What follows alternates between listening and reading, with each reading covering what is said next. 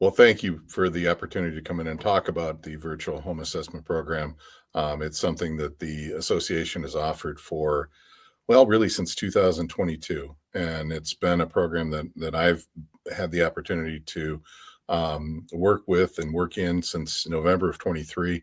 It's one of our programs that we think has shown the most growth and shows the most promise. And I know personally, I'm very proud of it. I think the organization is very proud of the opportunities that we have to go in and visit with families. It's a unique program in that we are able to spend time with families where they live. So the virtual home assessment, we go in and we connect through a platform like FaceTime or Zoom, Google Meet, whatever the family is comfortable with. We initiate the call. We immediately introduce ourselves as assessors and kind of give a little bit of our background, and then we invite the families to kind of give a little bit of an introduction and a description of where they are and what their challenges are. And during those moments, it's an opportunity for us to connect. Um, Obviously, the virtual home, we are going to be traveling and asking them to carry their phone or laptop throughout the home, showing us different areas from bedroom to bathroom to kitchen to entryways, and so it's a pretty intimate experience for families, and it's really visiting with assessors they've just met. So for us, it's an opportunity to help them with problem solving, and hopefully for them, it's an opportunity to learn about resources that they may not have otherwise be aware of. Um, Usually, when we're visiting with families, we are looking at, well, really the entire home, but more often than not, we see problems in the bathroom. We see problems with entering and exiting the building. Those are probably the two areas we spend the most time on. But during the course of the conversation, as you kind of watch the families relax and start to engage with the assessor, um, the topics kind of flow. And I know myself, I kind of leave it very informal. Try to treat it as more of a discussion. The advantage that I think we have with the virtual home assessment versus kind of having conversations in clinic is obviously we're seeing what their living situation looks like firsthand, but also it's a more relaxed experience for them. Clinics are wonderful opportunities for the folks to kind of meet with these different clinicians, but the reality is they are under a bit of a time constraint from, we're talking from the PT to the OT to the dietitian to the speech language pathologist to the neurologist. Here we're focused only on accessibility, and we're really looking at personal solutions for them. And I think that's what the families have really connected to. Um, the the experiences that we provide seem to be very well received. We, at the end of every visit, we provide a summary report that details the different resources we've talked about during the meeting. It can include narrative, pictures, links to maybe sites that we looked at together while online, um, connections to resources that might be able to help with funding if that is a concern, um, and really kind of direct any suggestions we make back to the clinicians.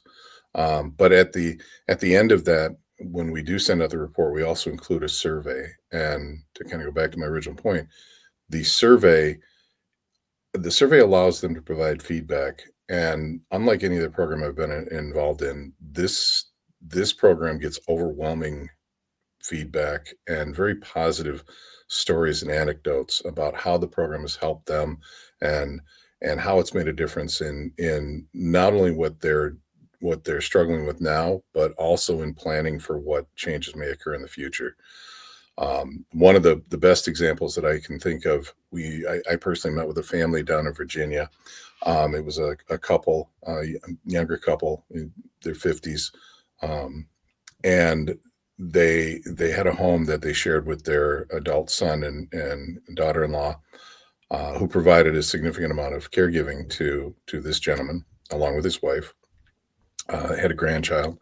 They were very, very close to the family, and unfortunately, the architecture did not support accessibility. The bathroom specifically was a real challenge. There was really no way to modify the bathroom, And so one of the solutions we talked about was a portable shower, and they were thrilled. They had no idea such a thing existed. I connected with them a couple months later, and they had incorporated this solution into their home. And instead of having to move out of a situation or a living situation that they were very comfortable in, had a lot of support, they were able to continue to live there and take advantage of the family and spend time with their grandchild. And so it was a wonderful example of how being able to provide solutions to a family that's really struggling can make such a difference in their care and their the quality of their care. So that's an example that I often refer to.